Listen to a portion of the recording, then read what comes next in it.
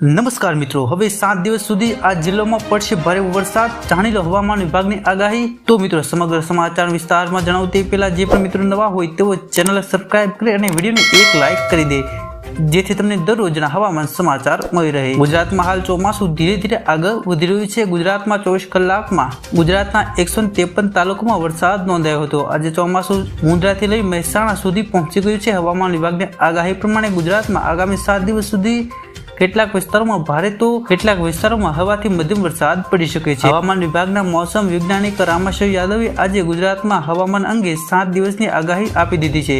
તેમણે જણાવ્યું છે કે મંગળવારમાં પંચમહાલ અને વડોદરામાં ઓરેન્જ એલર્ટ આપવામાં આવ્યું હતું, એટલે આજે આ 2 દિવસમાં ભારેથી અતિ ભારે વરસાદ પડવાની આગાહી કરવામાં આવી છે। આ સાથે જ મહેસાણા, સાબરકાંઠા, પંચમહાલ, અરવલ્લી, ખેડા, દાહોદ, મહીસાગર, છોટા ઉદેપુર, નર્મદા, તાપી, નવસારી, દમણ, દાદરા નગર હવેલીમાં ભારેથી વરસાદની આગાહી છે। આ સાથે જ સુરેન્દ્રનગર, રાજકોટ, જૂનાગઢ, અમરેલી, ભાવનગર, બોટાદ, ગીર સોમનાથમાં ભારે વરસાદની આગાહી આપવામાં આવી છે। આખા રાજ્યમાં ગાજવીજની ચેતવણી આપવામાં આવી છે।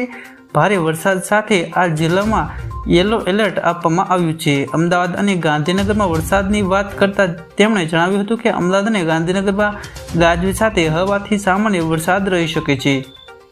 રામાશય યાદવની આગાહી પ્રમાણે ગુરુવારે પંચમહાલ, છોટા ઉદેપુર, દાહોદ, વડોદરામાં ભારે વરસાદની આગાહી આપવામાં આવી છે। આ સાથે અમરેલી, ભાવનગર અને બોટાદ, ગીર સોમનાથમાં પણ ભારે વરસાદની શક્યતા દર્શાવવામાં આવી છે। ગુરુવારે આખા રાજ્યમાં ગાજવીજની ચેતવણી આપવામાં આવી છે।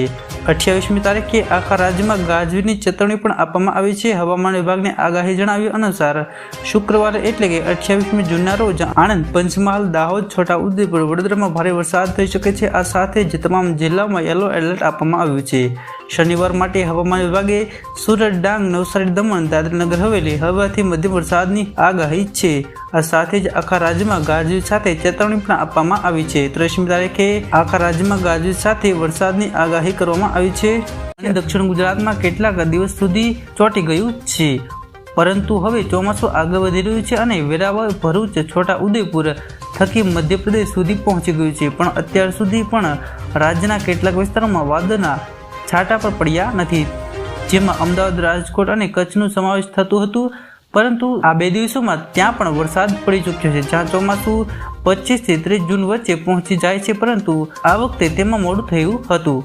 ગુજરાતમાં ચોમાસું વહેલી તકે આવી ગયું હતું, પરંતુ દક્ષિણ ગુજરાતમાં જ અટવાઈ ગયું હતું। ત્યાંથી ચોમાસું ઘણા દિવસ સુધી આગળ વધ્યું નહોતું, જેના કારણે ગુજરાતના ઘણા વિસ્તારોમાં ભારે વરસાદ અને વાવાઝોડાનું રેડ એલર્ટ જાહેર કરવામાં આવ્યું છે। ઘણા વિસ્તારોમાં ભારે વરસાદ અને વાવાઝોડાનું રેડ એલર્ટ જાહેર કરવામાં આવ્યું છે। એ જ નહીં, દરિયામાં ખલાસીઓની નથી જવાની સલાહ પણ આપવામાં આવી છે। હવામાન વિભાગની આગાહી મુજબ દરિયાકાંઠે 35 કિલોમીટર પ્રતિ કલાકની રફતારથી પવન ફૂંકાઈ શકે છે। હવામાન વિભાગની આગાહી મુજબ રાજ્યના ઘણા જિલ્લાઓમાં ભારેથી અતિ ભારે વરસાદની આગાહી પણ કરવામાં આવી અને ભારે પવન પણ ફૂંકાઈ શકે છે, જ્યાં તેને લઈને રેડ એલર્ટ તેમાં સાબરકાંઠા, બનાસકાંઠા, મહેસાણા, દાહોદ, પાટણ, ખેડા, ગાંધીનગર, અમદાવાદ, વડોદરા, ભાવનગર, અમરેલી, જૂનાગઢ, સોમનાથ, વેરાવળ, તાપી અને નર્મદાનો સમાવેશ થાય છે। આ દરમિયાન કચ્છમાં મધ્ય વરસાદ નોંધાઈ શકે છે। જણાવી દઈએ કે ગુજરાતમાં આગાહી 4 દિવસ ખૂબ જ ખતરનાક જોવા મળી રહી।